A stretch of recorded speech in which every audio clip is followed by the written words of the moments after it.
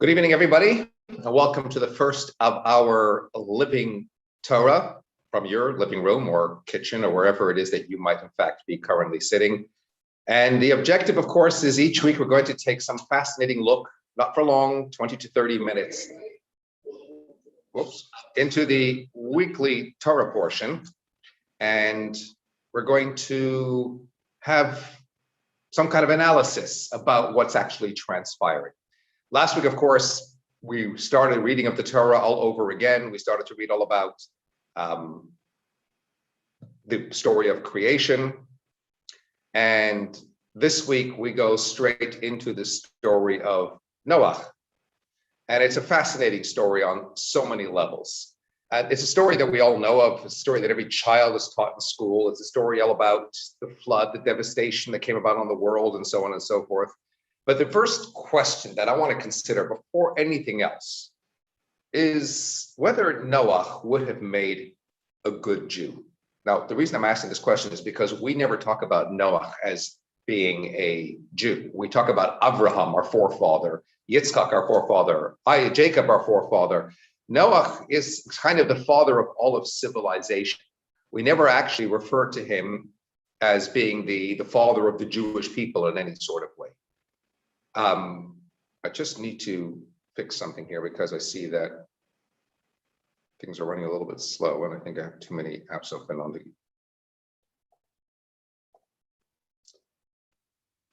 Don't know what the problem is, but we'll just keep going and hopefully there won't be a problem. So in order to answer the question, we need to consider what makes a good Jew, or better still, what defines Judaism. Noah was, to all intent and purposes, a very good person. Surrounded by all the decadence, he rose above it. After all, that's why God said to him, you go ahead and build an ark. But being a good person doesn't make you a Jew any more than being a Jew doesn't necessarily make you a good person. You see, many typically define being a good Jew as being able to rise above the parapet. You can endure, you can survive against the odds as Noah did, even as everyone around you perishes. Isn't that, after all, what we've done all through Jewish history? But as renowned professor and broadcaster Dennis Prager once put it, 3,300 years of Jewish continuity, and we have to live it ourselves so that we can preserve that little corner in the Guinness Book of World Records as the longest surviving persecuted minority. Is that really the point of it all? Being a good Jew means something so much more than that. It means the belief in something so important that for 3,300 years, many lived, and indeed many others died for it. It's a truth so important that it's worth paying any price for humanity to know that truth. That truth is indeed the belief in God. People make a critical mistake when they think of Judaism as a religion. It's not. Religion in Hebrew is dat. The Jewish people are called an am, a nation, not a dat, not a religion. Indeed, the very concept of religion is foreign to biblical writing. We're not a religion. We're a nation that has a covenant with God. The one reason why we are Am Echad, one Jewish people, is precisely because we're not a religion. You see, a religion is a group of people bound together by a common belief system. And let's face it, we are Jews together in spite of our religious differences and disparity in our belief system. Because of, at the core, we are a nation that has a covenant with God, and therefore every Jew is a member of the nation who has a covenant with God, even as they may be unaware of that covenant. Judaism is not the idea that just as every other nation has nationalistic, jingoistic feelings that for no reason particularly that will make a difference to the world, we are to continue in existence, so too the Jewish people. No, Judaism was formed because we were given the most crucial charge that humanity has ever been given. And that is to represent to civilization the central point of what makes a human being and how to achieve purpose in life. And all of that is underpinned by a basic premise of, again, belief in God, without which everything, all values, all morality remains purely subjective. So now let's consider, how many people did Noah convince about their purpose in life? How many did he bring into a basic belief in God? Did they stop killing? Did they stop stealing? Did they stop cheating on one another? If they did, the floodwaters would never have happened. In their godless world, of all of that was perfectly permissible. In their life of subjective standards, it was all part of an acceptable norm. After all said and done, how many, apart from Noah and his own immediate family, survived the flood? None. In the final analysis, though Noah was righteous in his own right, he wasn't a good representative to humanity. He didn't impact even one other person. He didn't make the slightest dent in any corner of the world. And I dare therefore say that, frankly, he would not have made a good Jew. Judaism demands something even more as well. It's not just about belief, it's also about knowing. What do we say in our prayer services? You shall know today and you shall turn to your heart. It's about integrating that belief. It's about mind and heart, getting to know your faith, developing a personal relationship with God to the maximum possible extent that you can. Let's consider Noah in that context. How well did he get to know his God? Well, the Torah tells us right at the outset when we're introduced to him, God came to Noah. God walked with Noah. He was guided along every step of the way. To what extent did he truly believe? And even as of course he did believe, to what extent did he really know? To what extent did he integrate that system, that belief? Did it become a part of his reality? Sure, he went out on a limb. He made an ark. I mean, try to picture the scene. One man building this huge boat in his driveway, the laughingstock of the neighborhood, the source of ridicule of the tabloids. Today, mind you, he would have been hailed a hero, the only man who could float his stock whilst the rest of the world is in liquidation. So if he's going against the tide like that, surely he must believe. And yet you still have to wonder to what extent he did so out of absolute conviction, or was it more a case of hedging his bets? You know, I know a man in his 60s who was in conversation with a rabbi. He was talking about his own father who escaped Russia in the Japanese War of 1905, came to America, made a huge success of his life. And this man recalled, he says, when I was 12, my father told me there were only two things you can rely on in life. He then proceeded to put his hand in his pocket and he pulled out a dollar bill. He said, the almighty American dollar and your own right arm. And the man says, I looked to my father and I said, and what about God?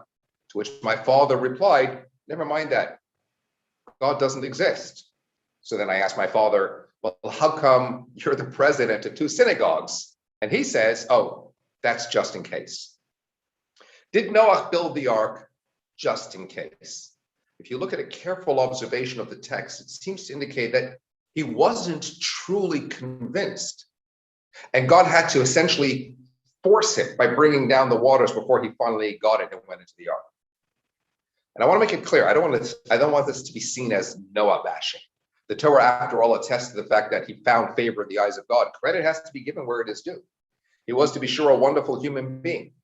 When the world is in a depraved state and in the midst of that turmoil, he remains pure. There has to be something unquestionably special about his character.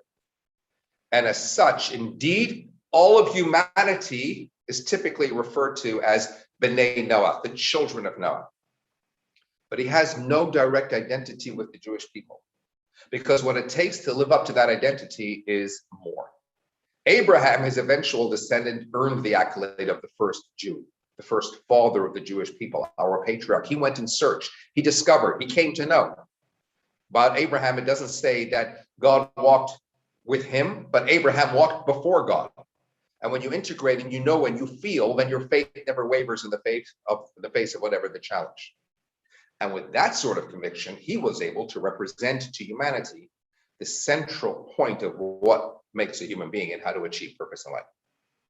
And I think when you study this difference very carefully, you come to better understand the difference between being a wonderful human being and being a good Jew. To be sure, this is not racist doctrine. It's just differently defined roles in life.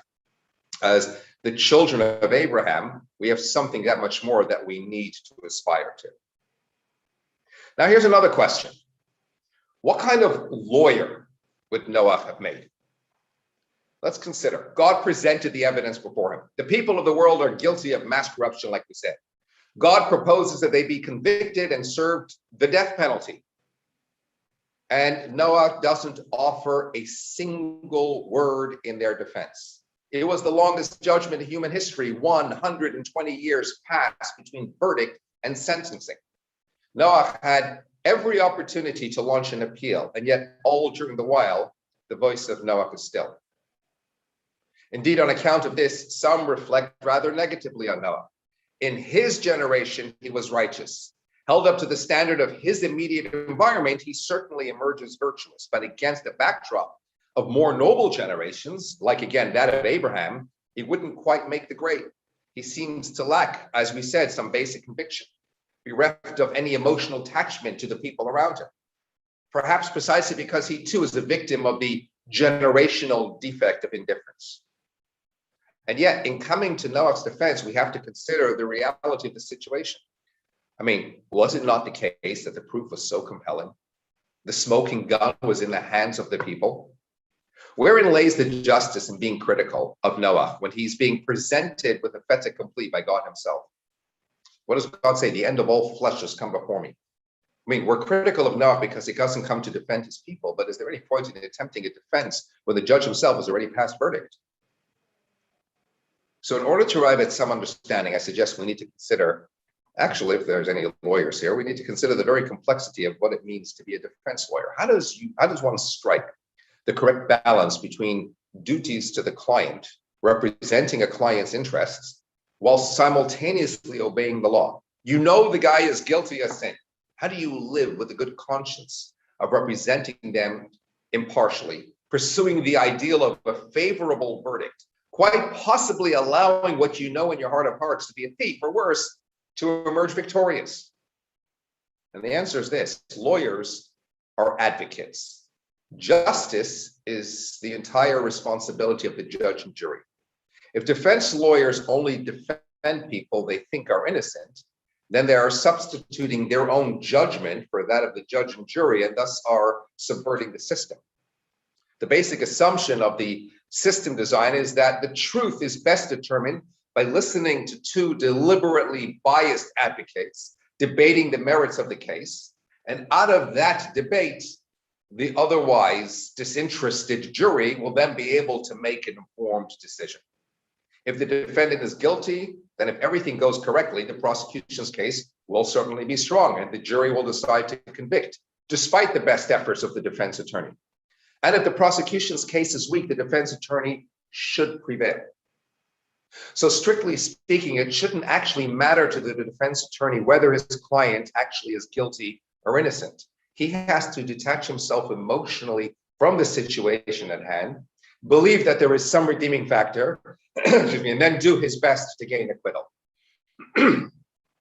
Alan Dershowitz, as depicted in Reversal of Fortune, not only did not want to hear about his client's guilt, he didn't want to hear about his client's innocence. He felt that if he listened to an alibi, that he'd have to integrate that alibi into his defense, and he wanted more flexibility than that. Better if he could just come up with his own hypotheticals to show reasonable doubt than have to use the story his client came up with.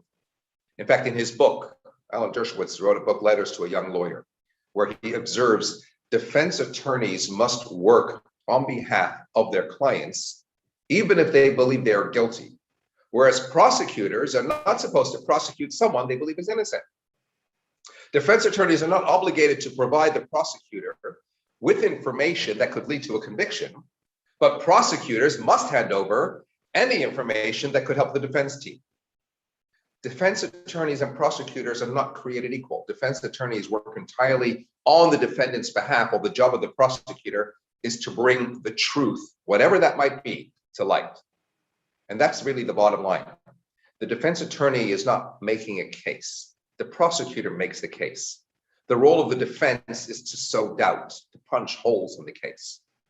In Jewish law, it remains imperative that some element of merit should always be found within an alleged guilty party, to the point that according to Jewish law, in a capital case where all 23 judges who also served as jury find the defendant guilty, he walks free. You know why? Because in the Jewish psyche, it's impossible not to find some good point, some redeeming feature, however remote. So now with that in mind, let's consider. It's fascinating to observe God's choice wording. The end of all flesh has come before me. I'm not passing immediate verdict. This is the evidence presented before me. Indeed, in the generation of Abraham, when God wants to bring destruction upon Sodom and Gomorrah, again, he uses a similar term, the cries which have come onto me. God isn't passing immediate verdict. He presents the evidence, however compelling. And then he looks to man to present a counter-argument, to find some redeeming factor, some saving grace. And Abraham was quick to challenge God. Will you indeed sweep away the righteous with the wicked? Noah's silence, on the other hand, was deafening. And this has compelling implications, frankly, for all of us. How readily do we jump to the defense of other people? Is it not the case that all too often we serve as judge and jury and prosecutor, passing judgment without taking into consideration the specifics? Most often without even being aware of the details beyond the sound bites that we might hear. Much like a defense lawyer is supposed to show reasonable doubt, we are all supposed to give the benefit of the doubt to everyone we encounter. And frankly, in that sense, the story of Noah teaches us the fundamental Jewish principle: do not judge your fellow until you have been in their shoes, until you appreciate another person's circumstances, until you can reach into their mind and understand the difficulties, the intricacies, the complexities of their situation. Don't judge. Seek to be a defense. Put aside your prejudices. Be open enough to always seek the good within others. After all, despite our own character flaws and shortcomings, is that not what we look to others and God to do when dealing with us? And now, the story of Noah and the flood, as we said at the outset, is filled with intrigue, suspense, tragedy, triumph. We look to Noah as a hero, again, the only upright citizen of moral standing in a world gone mad. But we're filled with despair when noting his inability to fulfill the task with which he's charged to save the world. We confront the devastation of an entire world destroyed and the triumph as the seeds of a new, improved world are planted. And we're struck by the harshness of the divine decree, yet seek comfort in the divine assurance that such desolation will never occur again. And while the whole episode of the flood might be typically described by some skeptics as a spellbinding fable, the reality is it's a fascinating historic event with some profound and meaningful lessons that can be applied in the practical realms of our own personal lives. After all, what you have to remember is that Torah is not a storybook. And when it tells us a story, those stories are very deliberately there for our benefit, so that we ourselves can learn some bigger message to apply to our own day-to-day lives. So what are the 5 top lessons that Yitzchak Shachet learns from the story of Noah and the flood? Number 1, don't miss the boat. You see, there are 3 types of people: those who make things happen, those who watch things happen, and those who wonder what happened. People have a tendency to procrastinate, watching the mountain without ever climbing it. But remember, today's opportunity is yesterday's dream and tomorrow's memory. God made a deliberate point of telling Noah to take his time in building the ark, 120 years, so as to allow, again, like we said, many to mend their ways, seize the given chance as it presented itself. But alas, as is all too common, we like to put off till tomorrow the things that we've already put off until today. What was it? Thomas Edison once noted, opportunity is missed by most people because it is dressed in overalls and looks like work. During that lengthy period of time, one can safely assume that there were those who may have stood up and taken notice, but they would have delayed acting on their instinct. And in the end, it was only Noah and his family that went into the ark. Everybody else missed the boat. The verse in Proverbs puts it in perspective when telling us a wise youth makes hay while the sun shines, but what a shame to see a lad who sleeps away his hour of opportunity. Lesson number 2, don't forget, we're all in the same boat. You know, the question is asked, why did God bring such devastation upon the generation of the flood? But later on in the same Torah portion, we read about the next generation who built this Tower of Babylon in seeking to challenge the authority of God himself, and they were merely punished through being dispersed throughout the land. Why is their sin considered something less? And the answer lies in the fact that whereas the latter were united in their aspiration, however sacrilegious the intent, the former were fragmented and unfaithful to one another. So in other words, the generation who built this Tower of Babylon, who wanted to attack, as it were, God, at least they were joined together in their endeavor. There was some unity. Doesn't matter how sacrilegious the intent. But the generation of the flood, their biggest problem was they were unfaithful to one another, stealing from one another, cheating from one another, Nothing is more displeasing before God than his own creation degenerating into disunity.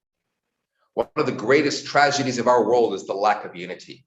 From time immemorial, we always prove the greatest risk to ourselves when we lacked unity. What does the Talmud tell us? That the first temple was destroyed on account of idolatry. Again, somewhat similar to the generation who tried to wage war against God.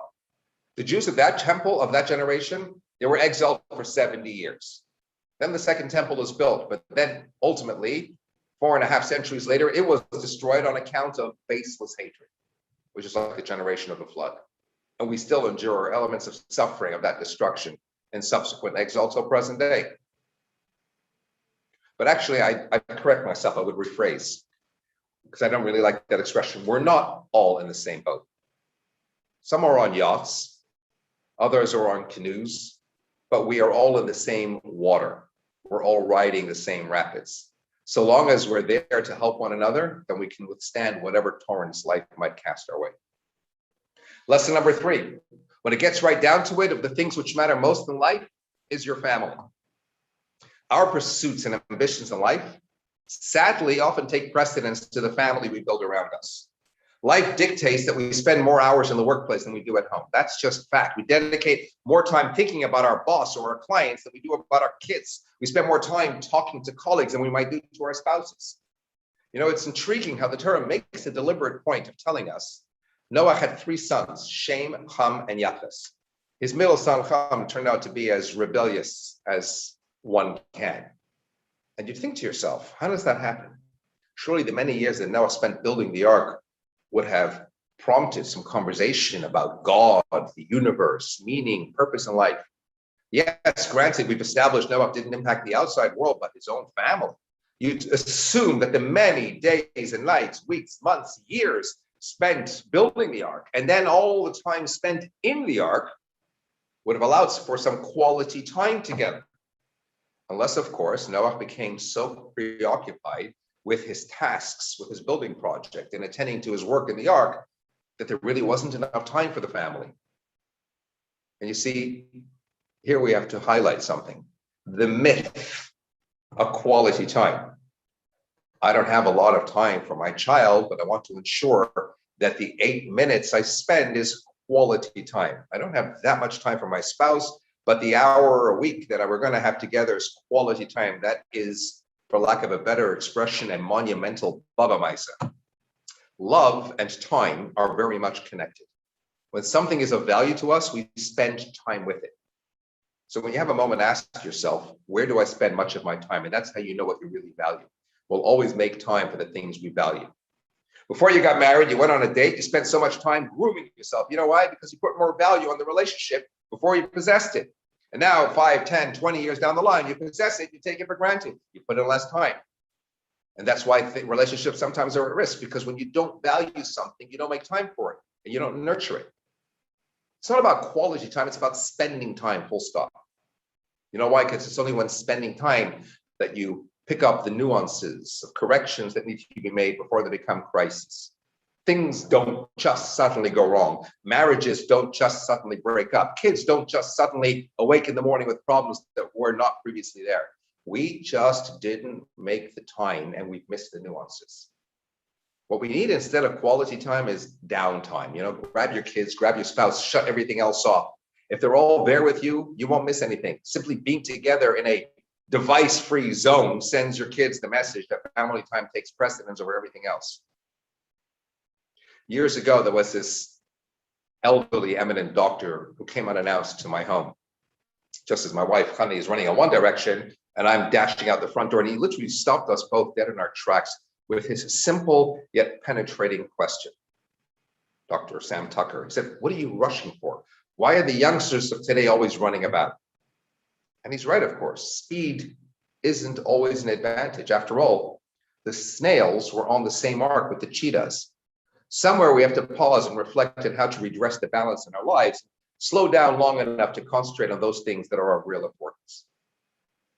Number 4, don't listen to critics. Just get on with what has to be done. One of the biggest frustrations in life is when you set your mind to doing something only for your objectives to be shot down by other people. Some might mean it in an honest, constructive sense, But there are others who will always disparage him only because they know you're right. And frankly, that's something that is manifest in both the material and spiritual dimensions of our lives. People feel the need to criticize often because when they see you doing what they know they ought to really be doing, it triggers something within them. And it is as much as they're not doing it, by criticizing you, they then feel better about themselves. Over the many years that Noah built that ark, he was mocked, he was scoffed at, he was ridiculed by so many around him. Even as he may have made attempts to explain, the truth was too much for anyone to bear. And at one stage, we're told that others tried to demolish the ark. Like, what do you care? I want to build an ark. That's my business. But no, they reached a point where they threatened and they wanted to actually demolish his ark. Many people lack the courage to pursue their aims and the conviction to follow their dreams for fear of scorn. Nothing can be more crippling for personal growth.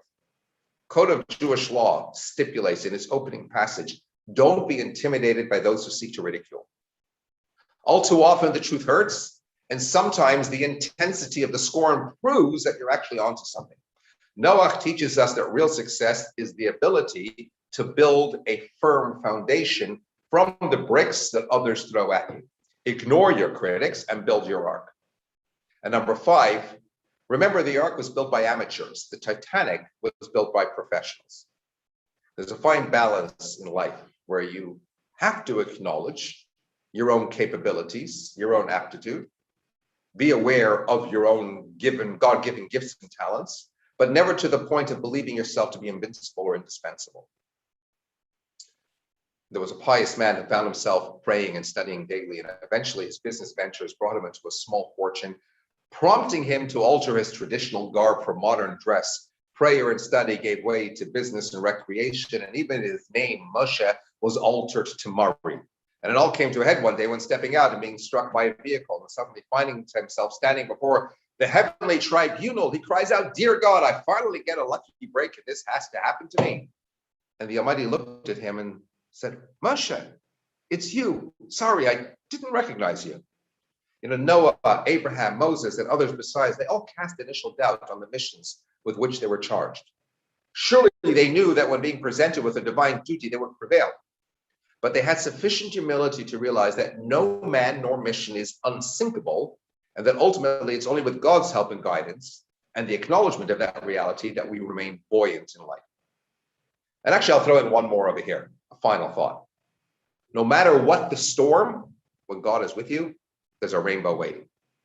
It's a fact, right? Life is filled with trials and tribulations, pain, suffering, loss.